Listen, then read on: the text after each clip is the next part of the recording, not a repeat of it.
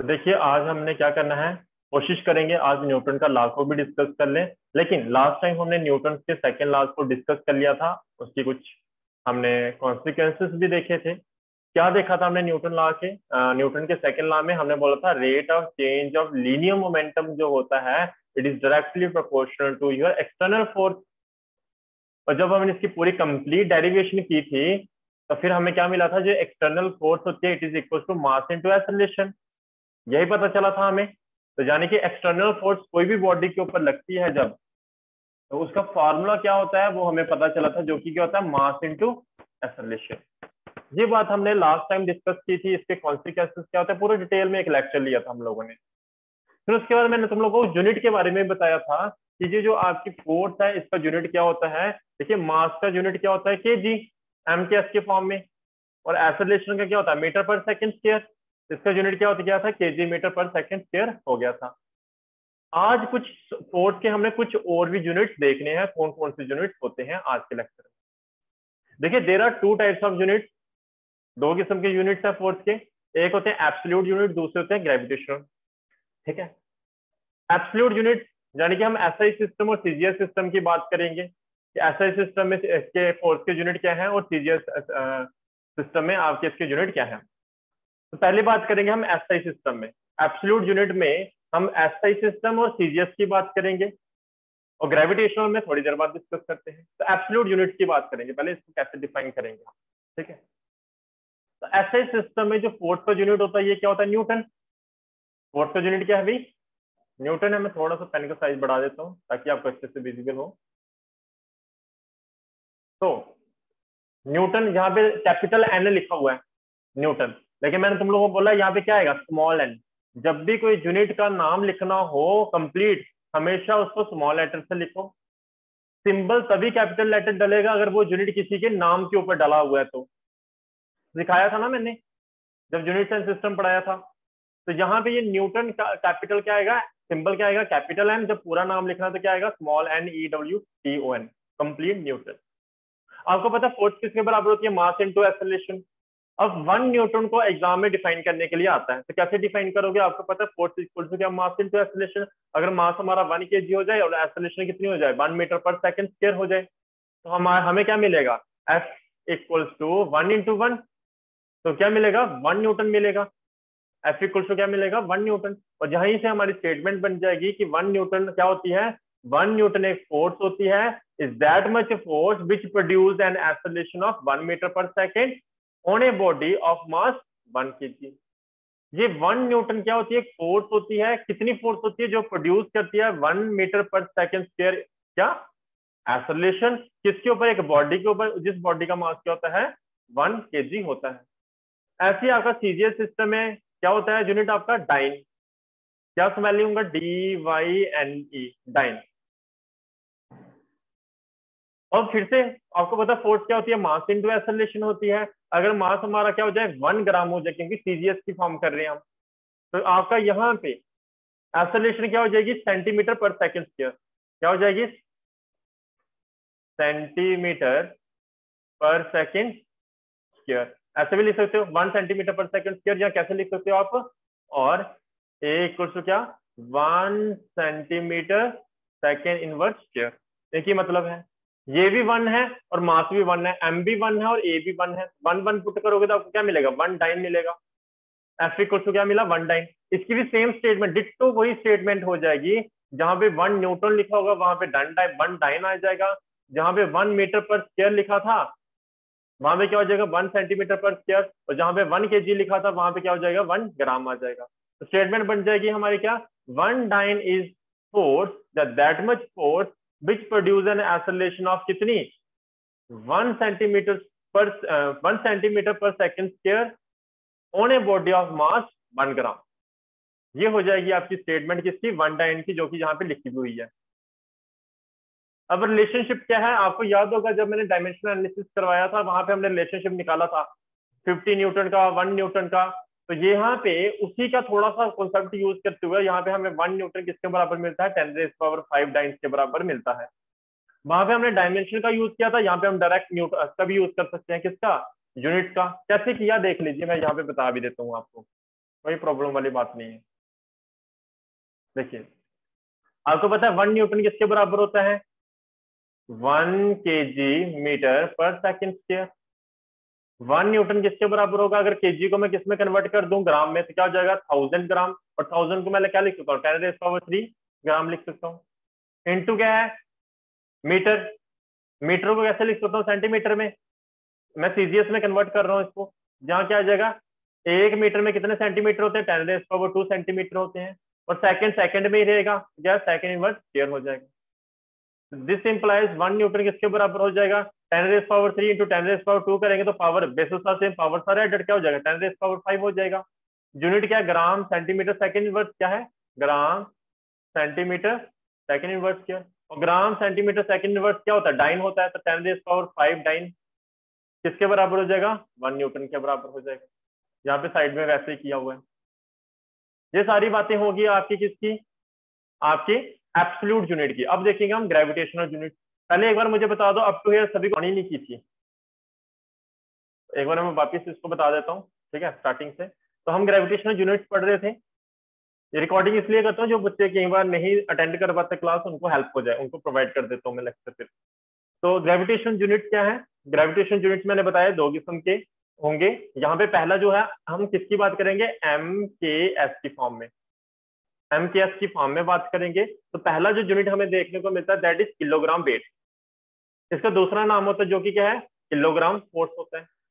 इसको हम क्या लिखते हैं? केजी वेट बोलते हैं या केजी फोर्स बोलते हैं। पहला यूनिट है जो फोर्स का, under gravitational force, under gravitational unit of force. इसको डिफाइन करने का तरीका वही रहेगा जैसा भी किया था हमने। हमने क्या पढ़ा था? फोर्स किसके बराबर होती है? मास इंटू एक्सेलरेशन। मान लीजिए जो मास है वो कितना आपका 1 ग्राम है, जो एक्सेलरेशन है वो ड्यू टू ग्रेविटी वो कितनी है? 9.8 मीटर पर सेकंड स्क्वायर है। जैसे कि आपको पता है एक्सेलरेशन ड्यू टू ग्रेविटी कितनी होती है? 9.8 मीटर पर सेकंड। यानी कि जो फोर्स लगने वाली है, किसके कारण लगने वाली है? ग्रेविटी के कारण लगने वाली है। इसलिए हम क्या ले रहे हैं? एक्सेलरेशन ड्यू टू ग्रेविटी ले रहे हैं, जिसकी वैल्यू कितनी होती है? 9.8 मीटर पर सेकंड स्क्वायर होती है। तो हमारे पास जो F इक्वल्स टू एम में की जगह क्या आ जाएगा? मास कितना है? 1 kg। और एक्सेलरेशन ड्यू टू ग्रेविटी कितनी है? 9.8। दोनों को मल्टीप्लाई करोगे तो आपको फोर्स कितनी मिलेगी? 9.8 kg मीटर पर सेकंड स्क्वायर। ये जो kg मीटर पर सेकंड स्क्वायर है, ये क्या है? किलोग्राम वेट है। ये क्या है आपका? किलोग्राम वेट है। यानी कि फोर्स आपकी कितनी है? 9.8 किलोग्राम वेट के बराबर आई। बात समझ आ रही होगी, क्योंकि ये अर्थ के कारण हो रही है। वेट और मास क्या था, थोड़ी देर बाद मैं समझाता हूँ। मास और वेट में डिफरेंस होता है। ओके, यहीं से हमारी स्टेटमेंट बनेगी, जैसे डिट्टो हमने पहले की थी वैसी। पहले हमारे पास जब हम ये पढ़ रहे थे यहाँ पे, तो इस समय हमारे पास जो FPO आ रहा था वो कितना आ रहा था? 1 आ रहा था इस केस में। अब हमारे पास F1 नहीं आया, कितना है? 9.8 आया। तो मैं बोलूंगा कैसे डिफाइन करेंगे? किलोग्राम वेट को कैसे डिफाइन करेंगे? Kilogram weight is that much force. कितनी फोर्स है ये? 9.8 kg वेट। तो ये क्या है? कितनी फोर्स होती है? कैसे डिफाइन करोगे इसको? डिफाइन करोगे आप 1 क्या हो गई आपकी? kg weight is that much force which produce an acceleration. जो क्या प्रोड्यूस करती है? एक्सेलरेशन प्रोड्यूस करती है। कितनी एक्सेलरेशन प्रोड्यूस करती है? 9.8 मीटर पर सेकंड स्क्वायर एक्सेलरेशन प्रोड्यूस करती है। ऑन ए बॉडी ऑफ मास कितनी? 1 kg। उसे हम क्या बोलते हैं? kg वेट बोलते हैं। ऐसे एक और आपका यूनिट हो जाएगा MCGS की फॉर्म में, जो कि क्या होता है? Gram weight. क्या होगा आपका? Gram weight. ठीक है, ग्राम वेट में क्या होगा? ग्राम वेट में यहां से वापिस वही कहानी चलेगी आपकी। मास कितना लोगे आप? 1 ग्राम लोगे। और एक्सेलरेशन कितनी लोगे आप? एक्सेलरेशन देखो, आपकी जो जनरली MKS की फॉर्मिंग कितनी होती है? 9.8 मीटर पर सेकंड स्क्वायर। इसको सीजीएस में कन्वर्ट करो, कैसे करोगे? 9.8 मीटर को सेंटीमीटर में कन्वर्ट करना, तो क्या होगा? 100 से मल्टीप्लाई, क्या हो जाएगा? Centimetre into second inverse square. तो 100 से मल्टीप्लाई करो तो कितना आएगा? 980 सेंटीमीटर सेकंड इनवर्स स्क्वायर। यानी कि जो acceleration due to gravity in CGS की फॉर्म में होती है वो कितनी होती है? 980 सेंटीमीटर पर सेकंड स्क्वायर होती है। तो यानी कि एक्सेलरेशन ड्यू टू ग्रेविटी जो मानोगे वो कितनी होगी आपकी 980 सेंटीमीटर पर सेकंड स्क्वायर होगी। तो इस केस में अगर आपको डिफाइन करना है किसको, ग्राम वेट को, तो कैसे डिफाइन करोगे, it is that much force which produce an acceleration of 980 centimetre second inverse square on A body of mass 1 gram. ये वो फोर्स होती है जो क्या प्रोड्यूस करती है, एक्सेलरेशन प्रोड्यूस करती है, कितनी, 980 centimetre second inverse square on A body of mass 1 ग्राम। उसे हम क्या बोलते हैं, ग्राम वेट बोलते हैं। अगर अप टू हेयर किसी को कोई डाउट है वो पूछ सकता है, अगर किसी को बारे में बताऊंगा तब भी आपको थोड़ा सा पता चलेगा। ग्रेविटेशन चैप्टर में भी आपको मास वेट का थोड़ा आइडिया मिलेगा, आपने केमिस्ट्री में भी मास वेट को पढ़ लिया होगा, तो यहाँ पे भी थोड़ा सा मैं आपको बता देता हूँ मास एंड वेट के बारे में। देखो मास जो होता है ना, ये किसके कारण होता है, it is because of matter. किसके कारण, मैटर के कारण। मतलब कि कोई भी बॉडी है, कोई भी बॉडी है, उसका मैटर कैसा है, वो कौन से मैटर के कंसिस्ट है। जैसे एक कॉटन ले लो और एक आपने ले लिया क्या, स्टोन ले लिया, इसका मैटर और इसका मैटर क्या होगा, अलग अलग होगा। कितना मैटर है वो भी डिपेंड करता है, इसके अंदर जो मैटर होगा वो कम होगा, इसके अंदर मैटर जो होगा वो ज्यादा होगा। इसका मास इसलिए क्या होगा, ज्यादा होगा, इसका मास इसलिए क्या होगा, कम होगा। तो मास इस यूनिवर्स में कोई भी चीज है, इस यूनिवर्स में कोई भी चीज हो, उसका मास क्या होता है, जीरो नहीं हो सकता। यूनिवर्स में कोई भी चीज, छोटी से छोटी चीज जो आपकी आंखें भी नहीं देख सकती, जैसे इलेक्ट्रॉन है, क्या आपकी आंखें देख सकती है इलेक्ट्रॉन को, जैसे प्रोटॉन है, क्या आपकी आंखें प्रोटॉन देख सकती है, नहीं। लेकिन इलेक्ट्रॉन का मास होता है 9.1 इंटू 10⁻³ kg। देखो कितना कम मास है, 0.00000 कितना कम है, लेकिन आपकी आंखें भी नहीं देख सकती, फिर भी इसका मास है। मैं समझाना क्या चाह रहा हूँ, यूनिवर्स में कहीं भी चले जाओ, अगर कोई मैटर, कोई चीज एग्जिस्ट करती है, उसका मास 100% होगा, मास कभी भी जीरो नहीं होगा। जो क्वांटम फिजिक्स के मुताबिक बता रहा हूँ आपको, लेकिन और भी अलग अलग किस्म की फिजिक्स होती है, उसके मुताबिक फिर आपका मास जीरो हो जाता है कुछ कंडीशंस में, लेकिन जनरल बात बता रहा हूँ, मास कोई भी यूनिवर्स में कोई भी चीज है, उसका मास जीरो नहीं होगा। लेकिन वेट क्या है, वेट आपका मास से डिफरेंट है।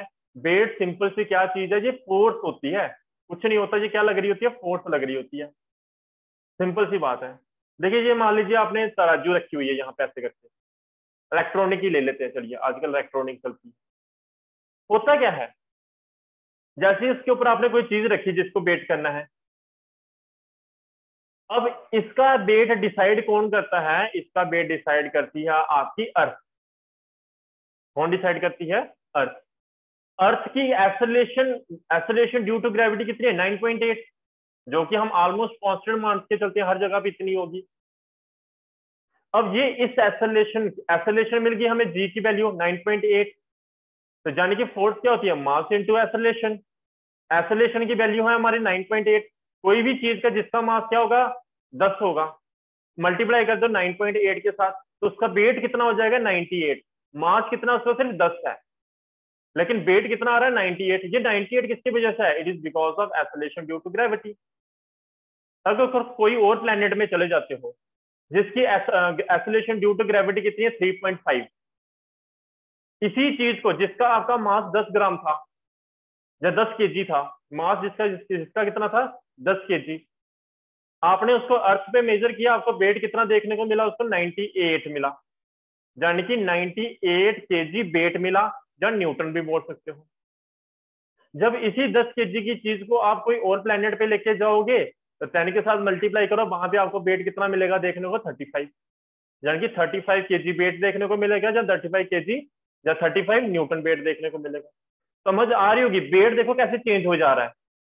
मास ऐसा नहीं है, मास यहाँ पे देखोगे, अगर इसका मास 10 है, दूसरे प्लेनेट पे जाओगे वहां पे 10, यहाँ पे देखोगे यहाँ पे 10, यहाँ पे भी देखोगे यहाँ पे 10, जहां मर्जी जाके चेक करो, मास क्या रहेगा आपका, कांस्टेंट रहेगा, चेंज नहीं होगा।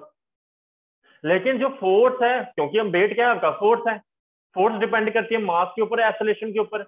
मास तो कांस्टेंट रहता है कोई भी चीज का, एक्सेलरेशन चेंज हो सकती है, एक्सेलरेशन ड्यू टू ग्रेविटी।